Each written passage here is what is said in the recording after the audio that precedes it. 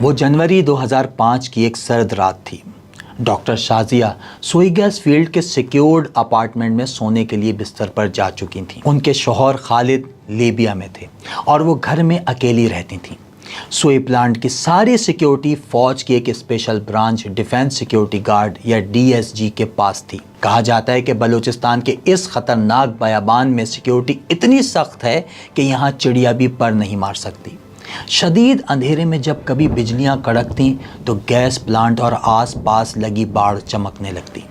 شازیہ گہری نیند میں تھیں کہ اچانک ان کی آنکھ کھل گئی۔ بجلی کڑک رہی تھی اور ہر طرف اندھیرا ہی اندھیرا تھا۔ شازیہ کو محسوس ہوا جیسے آنکھوں پر کوئی پٹی بندھی ہے اور ہاتھ کسی نے تار سے باندھ دیے ہیں۔ کیا یہ خواب ہے؟ شازیہ نے پوری طاقت سے خود کو چھڑانے کی کوشش کی مگر وہ بے بس تھیں۔ کون ہو تم؟ شازیہ چلائیں اور پورا زور لگا کر اٹھنے کی کوشش کی۔ ایک سناٹے دار تھپڑ شازیہ کے منہ پر پڑا۔ ایک بھاری بھرکم آواز شازیہ کے کانوں سے ٹکرائی۔ میرے پاس پستول ہے، اگر تم نے چیخنے یا کسی کو بلانے کا سوچا بھی تو میں گولی تمہارے سر میں اتار دوں گا۔ سورج نکلنے تک وہ شخص شازیہ کے بیڈ روم میں رہا اور اس کی عزت تار تار کر کے صبح جاتے ہوئے بولا، میں کوئی عام سا بندہ نہیں ہوں، تم میرا کچھ نہیں بگاڑ سکو گی۔ بہتری اسی میں ہے کہ خاموش رہو اور کسی سے اس بارے میں کچھ بھی نہ کہو۔ PIDC میں موجود PPL کے ہیڈ آفس میں گھنٹیوں پر گھنٹیاں بج رہی تھیں، لیکن چیف کمیونیکیشن آفیسر نصرت نصر اللہ کسی صحافی کے فون کا جواب نہیں دے رہے تھے۔ ادارہ انہیں سب ٹھیک ہے کہ رپورٹ دینے پر مجبور کر رہا تھا مگر وہ اس کور اپ پر ایک لفظ بولنے یا لکھنے کو تیار نہ تھے۔ مجبوراً ان کے ڈپارٹمنٹ کے ہیڈ جو سابق فوجی رہ چکے تھے خود ہی پریس ریلیز لکھنے بیٹھ گئے۔ انہوں نے معاملے کو دبانے کی کوشش کی لیکن PPL کی سوئی گیس فیلڈ میں ہونے والا ڈاکٹر شازیہ خالد ریپ انٹرنیشنل خبر بن گیا۔ ادھر DSG نے فیلڈ میں کنٹرول سنبھال لیا، سارے شواہد مٹا دیے گئے۔ ڈاکٹر شازیہ پر کمپنی مینیجر نے دباؤ ڈالا کہ وہ واقعے کو صرف ایک ڈاکہ قرار دیں۔ ان سے زبردستی دستخط لیے گئے اور انہیں راتوں رات اسلام آباد روانہ کر دیا گیا۔ پاکستان میں کسی مظلوم کا ریپ اور اس کا کور اپ کوئی انہونی بات تو ہے نہیں، لیکن یہ کیس بہت ڈیفرنٹ تھا۔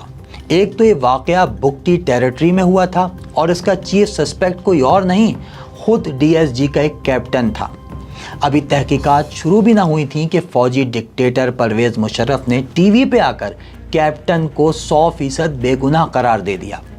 اس اسٹیٹمنٹ نے جلتی پر تیل کا کام کیا۔ کیپٹن حماد ایک کیپٹن کا رینک کا آدمی تھا جو وہ سوئی میں ڈاکٹر شازیہ کیس میں جو ملوث تھا، اس کے حق میں پہلے جو جوڈیشل کمیشن بنا رہے تھے کہ وہ تحقیقات کرے گی۔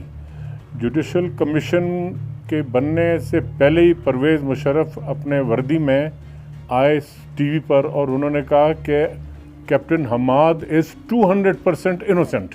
بگٹی پہلے ہی فوج کے خلاف بھرے بیٹھے تھے، اپنی زمین پر ریپ اور پھر واقعے کو دبائے جانے پر وہ ہتے سے ہی اکھڑ گئے۔ اس وقت کسی نے اکبر بگٹی سے پوچھا کہ ڈاکٹر شازیہ تو سندھی ہیں، آپ اس واقعے کو کیوں اپنی عزت کا مسئلہ بنا رہے ہیں؟ اکبر بگٹی کا جواب سمپل تھا، کوئی سندھی اس معاملے پر آواز نہیں اٹھائے گا، میں مردہ لوگوں سے اپیل نہیں کیا کرتا۔ میر چاکر کے پیروکاروں نے قانون اپنے ہاتھ میں لے لیا۔ فوجی گاڑیوں اور سوئی فیلڈ پر راکٹ حملے شروع ہو گئے۔ سوئی میدان جنگ بن گیا۔ حکومت کا یہ بھی دعویٰ ہے کہ آپ لوگ اٹیک کرتے ہیں سوئی گیس۔ کون کہتے ہیں ہم لوگ اٹیک کرتے ہیں؟ پہلے حکومت خود اٹیک کرتا ہے پھر بولتا ہے کہ آپ لوگ اٹیک کرتے ہیں۔ جھوٹ، سراسر جھوٹ، یہ نہیں ہو رہا ہے۔ یہ احتجاج صرف گیس فیلڈ اور اس کے اطراف تک محدود نہ رہا۔ PIDC ہاؤس میں واقع PPL کے دفتر سے لے کر کوئٹہ شہر تک خودکش حملوں کا ایک نہ رکنے والا سلسلہ شروع ہو گیا۔ معاملات ہاتھ سے نکلنے لگے تو سرکاری پروپیگنڈا مشین شازیہ خالد کی کردار کشی پر اتر آئی۔ ڈاکٹر شازیہ سے برداشت نہ ہوا، انہوں نے خودکشی کی کوشش کی جو گھر والوں نے ناکام بنا دی۔ اب حکومت نے شازیہ کی فیملی کو ملک چھوڑنے پر مجبور کرنا شروع کر دیا۔ جب پاکستان کے صدر نے ہی کہہ دیا کہ ہی is not guilty, he is innocent, اور یہ کہ میری آئیڈینٹیفیکیشن پریڈ سے پہلے اور میری پہلے اور کیپٹن حماد کے ٹریبونل سے پہلے انہوں نے یہ اناؤنس کر دیا کہ ہی از انوسینٹ۔ ایک چیف سسپیکٹ کو یعنی کہ اپنے طور سے کہہ دیا کہ ہی is not guilty, he is innocent. تو بات ختم ہو جاتی ہے. جج یا کون پاکستان کی کون سی عدالت یعنی کہ اس کیس کو لیتی.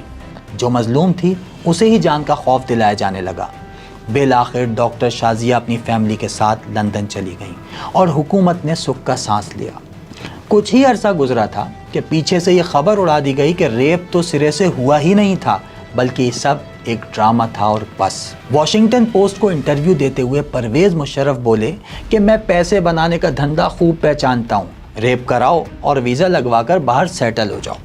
اس بیان پر تو جیسے آگ ہی لگ گئی. If he has any shame, he will take his words back. He will say, I am sorry, I was wrong. He will acknowledge that violence against women in this country is on the increase and that victims of violence are seeking justice and are getting justice or protection.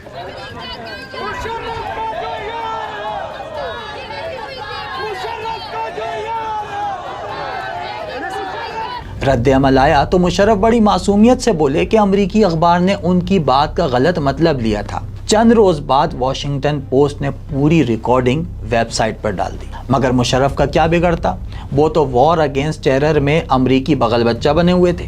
لیکن اب ان کی ساری توجہ Usama bin Laden اور ایمن الظواہری نہیں بلکہ نواب اکبر بگٹی پر تھی.